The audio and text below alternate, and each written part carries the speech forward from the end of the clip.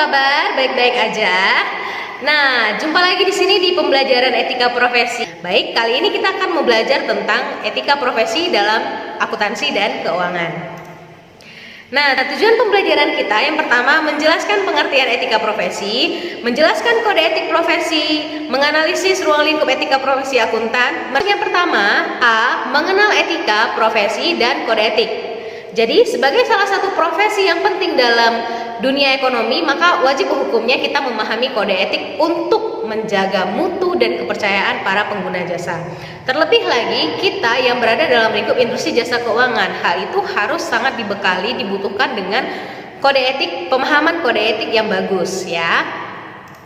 Baik, kita masuk yang pertama, pengertian etika secara umum. Jadi, etika itu adalah aturan perilaku, adat kebiasaan manusia dalam pergaulan yang menegaskan antara baik dan buruk. Nah, etika wajib kita terapkan dalam segi kehidupan kita. Karena apa? Karena etika mengarahkan manusia untuk bertindak secara tepat dalam menjalani hidupnya. Ya, jadi secara umum etika itu dibedakan menjadi dua. Yang pertama etika umum, yang kedua etika khusus.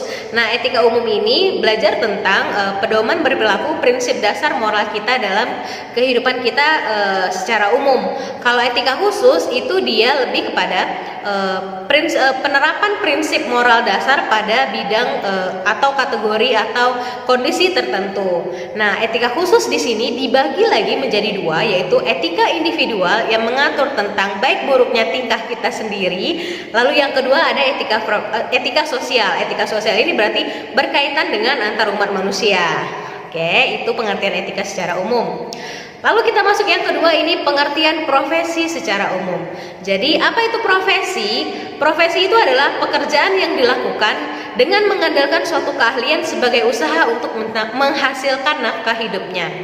Contohnya ibu di sini adalah seorang guru, maka profesi ibu adalah seorang guru.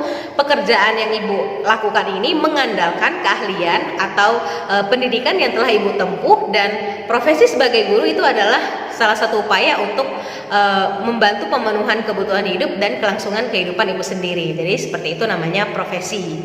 Nah, ciri-ciri profesi yang pertama, mengabdi kepada kepentingan masyarakat. Yang kedua, ada izin khusus untuk menjalankan suatu profesi. Yang ketiga, kaum profesional itu sudah pasti akan menjadi anggota dari suatu profesi. Yang keempat, adanya pengetahuan khusus. Jadi tidak sembarang aja kalau profesinya guru, maka ada pengetahuan khusus tentang keguruan.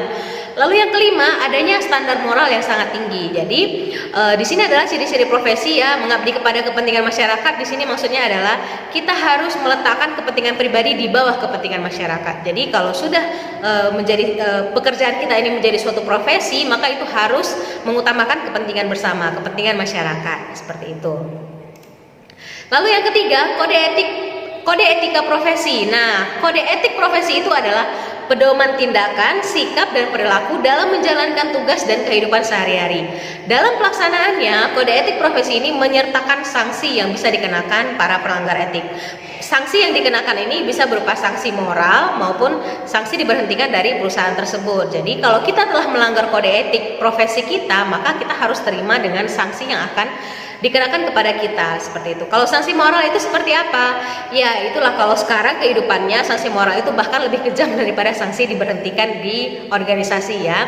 Bisa saja berita kita tersebar kemana-mana, ke media sosial dan lain-lainnya, itu namanya sanksi moral. Lalu kalau sanksi diberhentikan, ya sudah otomatis kita akan diputus kerjanya, namanya gitu.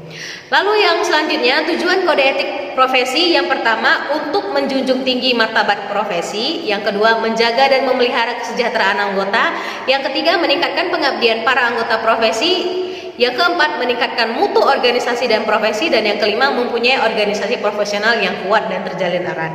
Ini adalah beberapa contoh tujuan dari diterapkannya kode etik suatu profesi. Oke, cukup jelas? Nah, kita lanjut yang B, ruang lingkup dan prinsip-prinsip etika profesi akuntan.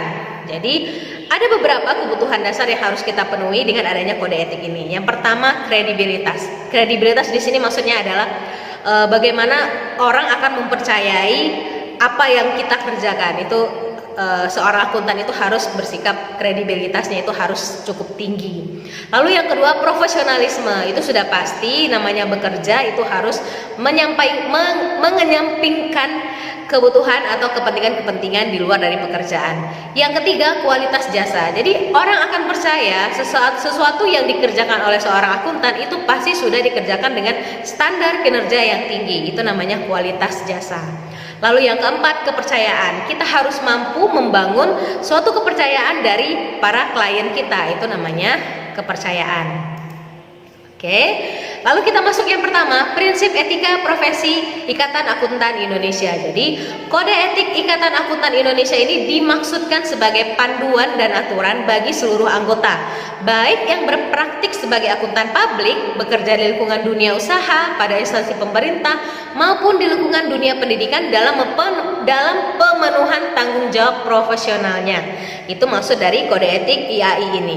Nah, ada 8 kode etik Ikatan Akuntan Indonesia. Yang pertama, tanggung jawab profesi, kepentingan publik, integritas, objektivitas, kompetensi dan kehati-hatian profesional, kerahasiaan, perilaku profesional, dan yang terakhir standar teknis.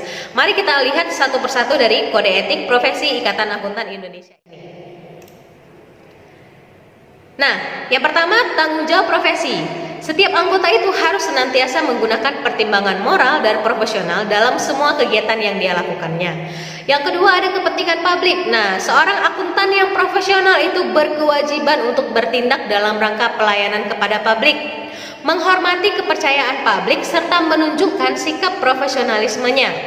Yang ketiga, ada integritas. Integritas di sini dimaksudkan kualitas yang mendasari kepercayaan publik dan menjadi patokan bagi anggota dalam menguji keputusannya. Jadi seseorang yang punya integritas tinggi berarti orang akan percaya ini dia kepercayaan publiknya sangat tinggi, lalu keputusan yang dia ambil itu sudah dilandasi oleh beberapa pertimbangan yang sangat penting. Yang keempat, ada objektivitas. Nah, di sini prinsip objektivitas mengharuskan anggota itu bersikap adil, tidak memihak, jujur secara intelektual, tidak berprasangka, serta bebas dari benturan kepentingan atau di bawah pengaruh pihak lain. Kita, apapun jenis pekerjaan kita harus bertindak secara objektivitas. Tidak boleh mengatasnamakan suatu pihak, tidak boleh mengatasnamakan suatu golongan tertentu atau suatu nama tertentu. Itu namanya bersikap objektivitas. Lalu yang kelima, ada kompetensi dan kehati-hatian profesional. Nah, bertindak tekun dan cermat sesuai teknis dan profesional yang berlaku ketika memberikan jasa profesional. Di sini namanya seorang akuntan itu harus punya kompetensi yang cukup mumpuni, lalu dia harus punya kehati-hatian terhadap profesinya. Jadi tidak boleh sembarangan seorang akuntan itu bertindak. Lalu yang keenam, ada kerahasiaan. Nah, di sini akuntan itu adalah profesi yang berhubungan langsung dengan data keuangan. Itu adalah hal yang sangat sensitif, maka sudah sepatutnya harus memegang prinsip kerahasiaan. Tidak boleh membocorkan data keuangan suatu perusahaan tertentu. Semua perusahaan itu tidak boleh kita bocorkan rahasianya. Yang ketujuh, perilaku profesional. Jadi seorang akuntan itu harus mampu berperilaku konsisten dengan reputasi profesi. Nah, baik anak-anak semuanya, sampai di sini materi kita ya. Terima kasih.